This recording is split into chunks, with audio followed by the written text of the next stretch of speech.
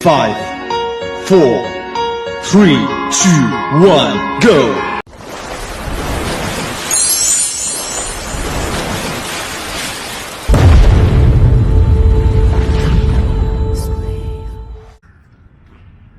So ito yung view ng may ginawa silang parang lake. So ayan. Katabi lang din to ng mga ng mga buildings, tapos hospital. Tapos mamaya siguro mga 10, ayan, paparentahan na nila yung na yan, yung duck na ba yan, parang katulad sa sa may Burnham Park, 'di ba, may mga ganito sa Baguio. Ewan ko kung magkano ang niya. Magpapaadel ka dyan. Ewan ko kung magkano ang niya. Magkano ang rent. Hindi ko pa nasubukan.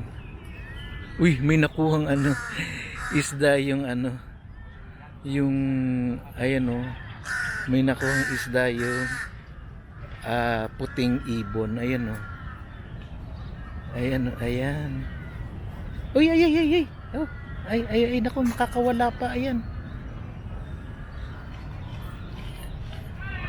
Ayan. Ayan siya, oh. Nakakuha siya ng kakuha siya ng maliit na isda. Siya, tilapia. Yung isda. Ang tawag naman yata dito sa sa ibon na to is lapay. I don't know. Correct me if I'm wrong. Sa probinsya namin, lapay. Ewan, pakurat. I don't know. Hindi naman siya pakurat. Ayan siya, oh. Ayan na. Oh, diba? Andun siya. Okay, go. Hindi kita istorbohin. So ito yung yung view ng lugar na to. Sa ibang vlog ko, sa original channel ko, ang dami dito. Dami akong vlog dito eh. So ayan, mga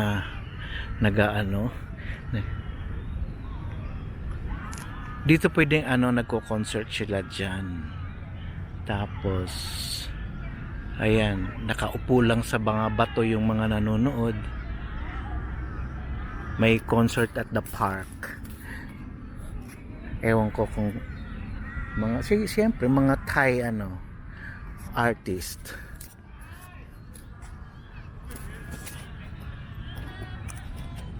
So ayan, mga buildings na napalibutan kasi ito sa napalibutan to ng mga buildings. Nasa gitna ito ng city. Oh, magbubukas na sila. Ewan ko kung magkano yung magbubukas sila 9 hanggang 6 p.m. 9 a.m. hanggang 6 p.m. O kung magkano yung rent. Ayoko baka malaglag pa ako dyan. Mabaho pa naman tubig.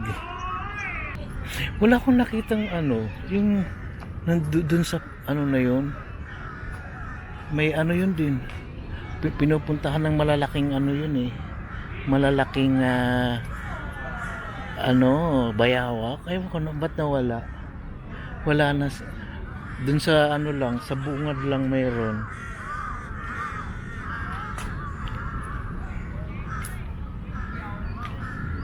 Ganda ng mga halaman, no?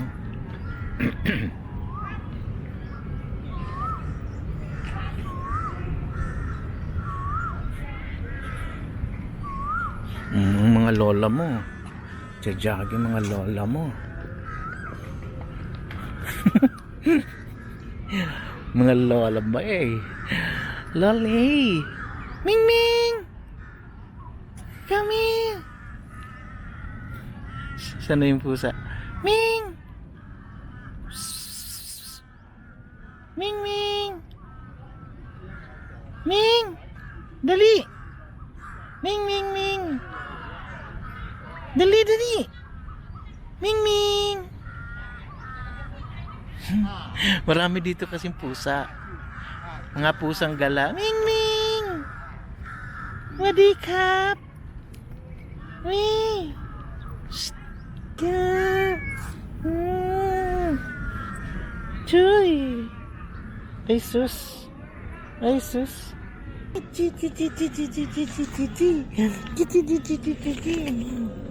Ipaglaro. Saan ka na?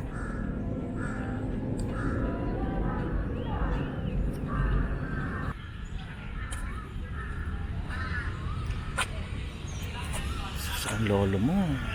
Sige. Palang. Ang may mga afam. Ang tawag sa mga afam dito sa Thailand is farang. Farang. So ang farang, dalawa ibig sabihin ng farang. Foreigner ka na puti, farang, or sa naman, sa yung tawag nun, sa prutas naman, ang tawag naman sa bayabas is farang din. Pareho sila. Pwede kang prutas, tawagin ang prutas na bayabas is farang. Tapos pag foreigner ka naman na puti, tawag naman nila is farang. Pareho. So baka malito kayo. So mabuti na yung alam nyo na kung ang dalawa ibig sabihin ng farang sa Thailand.